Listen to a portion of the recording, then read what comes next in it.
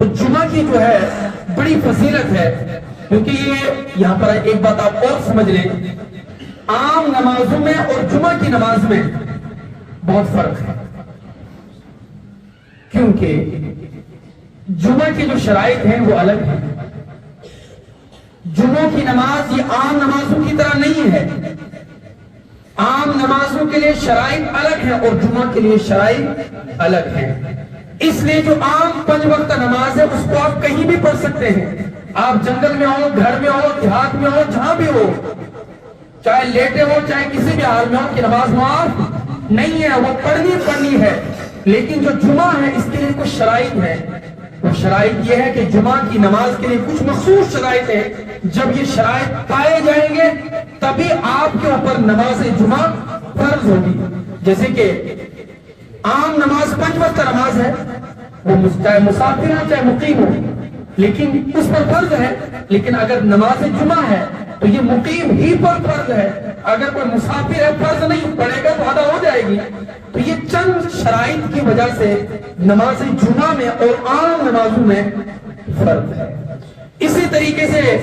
عام جو نماز 5 وقت ہم اس کو کہیں بھی پڑھ سکتے ہیں، لیکن جو نماز جمعہ ہے اس کے لیے یہ بھی شرط ہے کہ یہ شہر ہونا چاہیے۔ تو اس لیے نماز جمعہ کے لیے عام شرطیں ہیں اور اس کی فضیلت بھی بہت زیادہ ہے۔ اور جمعے کے دن کو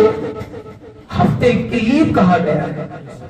اور جمعہ کا دن یہ عید کا دن بھی ہے، کیونکہ یہ اور اس کی فضیلت اتنی زیادہ ہے۔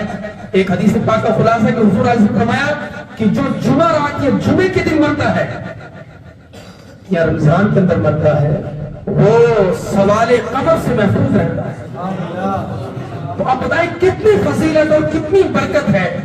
اس نماز جمعہ کی، کہ جو اس جمعہ میں اتنی فضیلت۔ اور ایک حدیث پاک میں آیا ہے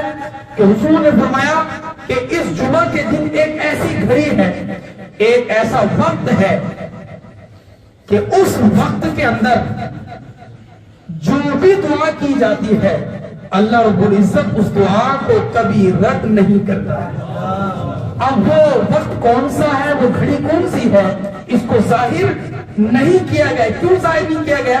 تاکہ اگر ظاہر کیا جاتا بھئی یہ جو دعا قبول ہونے کا وقت ہے یہ فلاں وقت ہے تو لوگ اسی وقت میں دعا کرتے تو باقی پورے دن سے محروم رہ جاتے۔ تو اس لیے اس وقت کو ظاہر نہیں کیا گیا تاکہ لوگ پورے جمعہ کی جو فضیلت ہے وہ حاصل کر لیں۔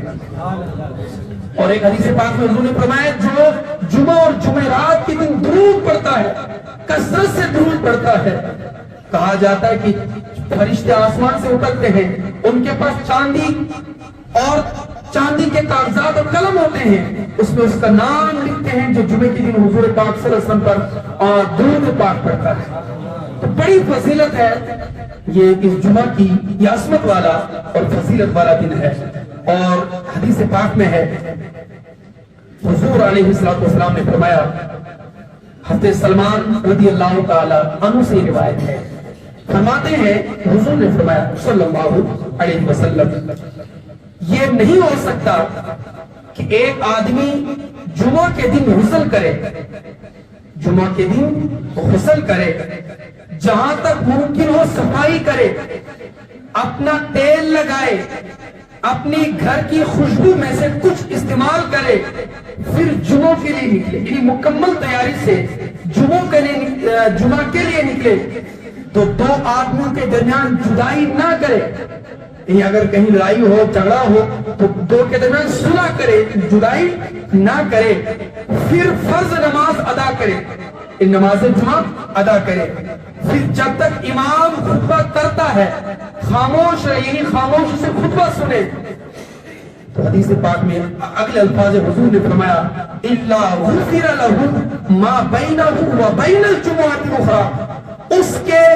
اب سے لے کر دوسرے جمعہ تک جتنے بھی گناہ ہیں سب گناہ بخش دیے جائیں۔ یعنی جو جمعہ کے لیے اتنی تیاری کے ساتھ آتا ہے تو اللہ تبارک و تعالیٰ اس کی